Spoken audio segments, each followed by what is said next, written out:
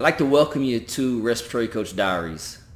It's going to be a new segment I'm going to be doing on the channel. It's going to be a little different. Not so much educational, but way more inspirational, motivational to hopefully give a lot of you future respiratory therapists hope.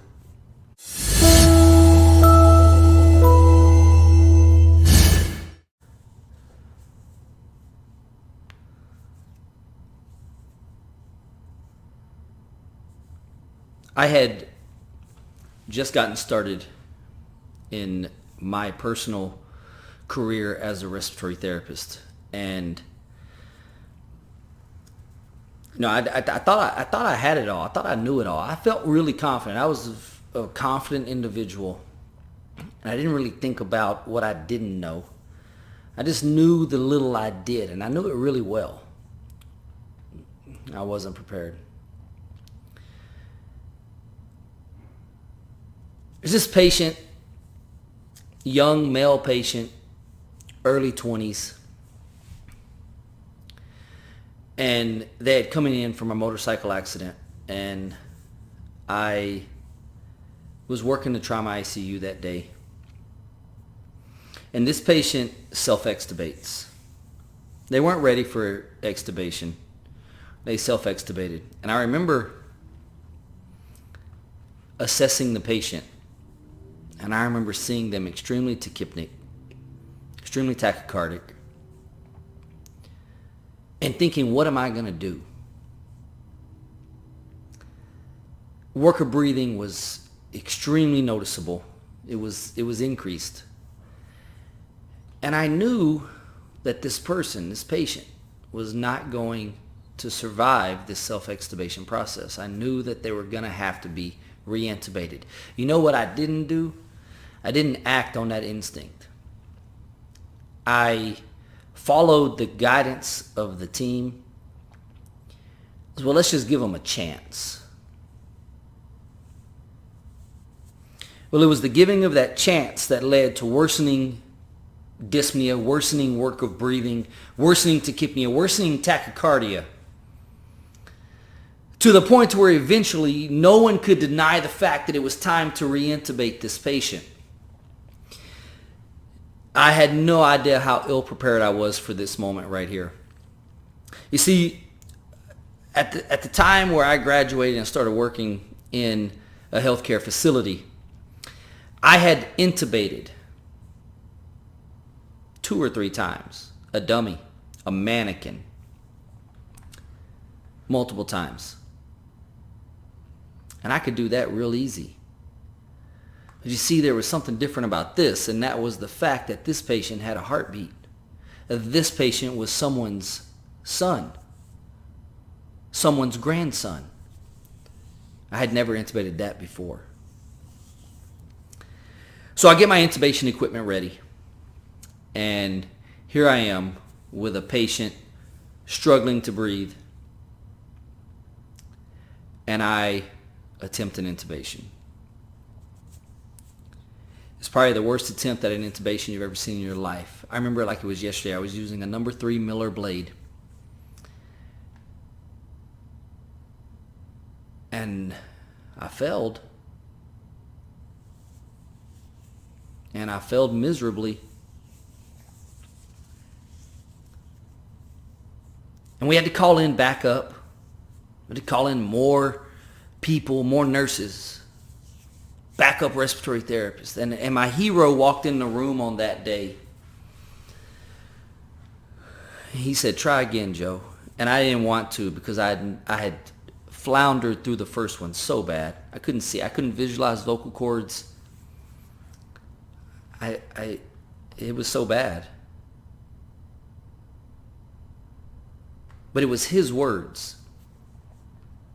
This respiratory therapist, this senior respiratory therapist, that said to me, "No, you're going to try again." And I did. And I failed again. And the more I failed, the more the patient deteriorated, the worse they got. Every single intubation attempt led to worsening discomfort and distress to the patient. And finally, my mentor stepped in He changes the blade from a 3 miller to a Macintosh. He intubates the patient like he'd been doing it all his life.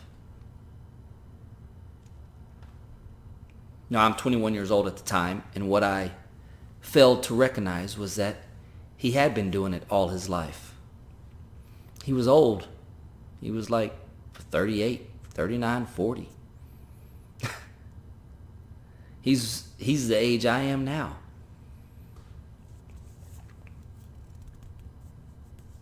We got the patient intubated. We secured the airway. Patient goes back on mechanical ventilation. We get him sedated. We get him properly sedated. And we proceed to take care of this patient. I'd like to tell you that I know how this story ends. The truth is that I don't really even remember if this patient is alive today or not. Perhaps they survived that incident, but maybe have not since then. But I'll never forget trying to intubate somebody my own age. I will never forget how confident I was in that moment, and in how quickly shattered I was. How I went from so confident to not confident in the matter of a few failures.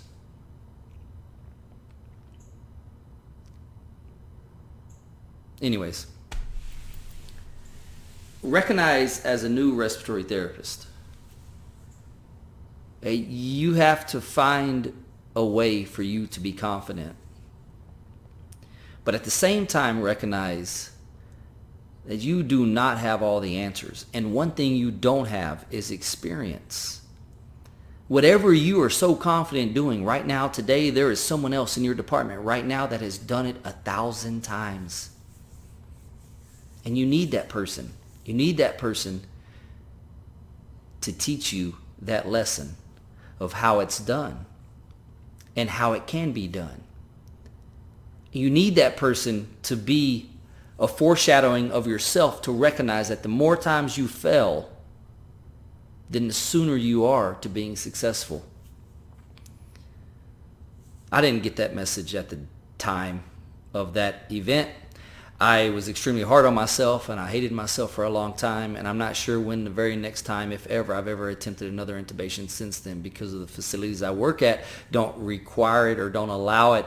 And it's something that I'll always regret, the fact that my only and probably true attempt at establishing an effective airway, I failed. But I learned so much from that lesson. And I want you, as a new respiratory therapist, to recognize on those days when it's extremely frustrating, when you feel stupid, when you feel like you have failed, I want you to remember that you're going to look back on it someday, and you're going to recognize that your failure was actually a big lesson. A lesson in understanding that failure leads to success. And I hope you have a senior respiratory therapist that you can fall back on to support you through your failures. That doesn't make you feel more inadequate than what you already do in the moment of the failure, but actually picks you up and says, don't worry, you'll get it next time.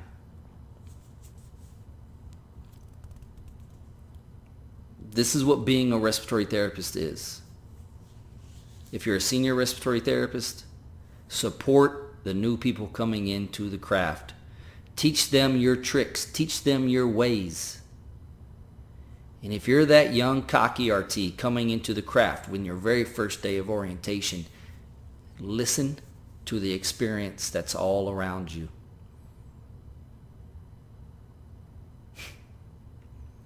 It'll make you a better respiratory therapist 20 years from now. I promise you that.